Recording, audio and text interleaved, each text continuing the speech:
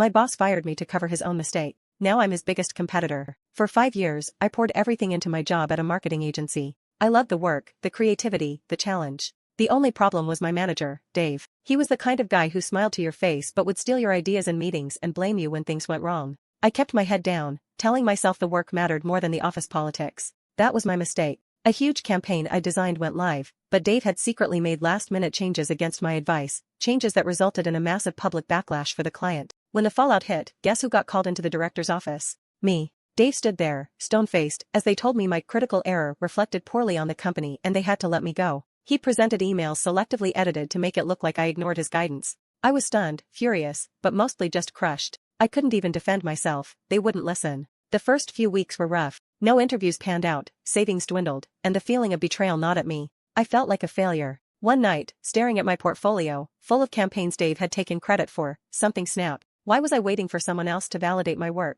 I scraped together what little money I had left, built a basic website, and started reaching out to small businesses directly, offering freelance marketing help. It was slow going. Weeks of sending emails, getting ignored, doing tiny jobs for barely any pay. Then, I landed one decent client. They loved my work. They referred me to another. Slowly, painstakingly, I built a reputation based on results and honesty, the things Dave lacked. Fast forward 2 years. I now run my own small agency. We just signed a major contract with a client who recently dropped their previous agency due to management incompetence and poor results. Yes, it was Dave's company. Seeing his name on the old contract paperwork felt like the universe finally balancing the scales. Getting fired felt like the end of the world then, but it forced me to build my own. And honestly, it's the best thing that ever happened to me.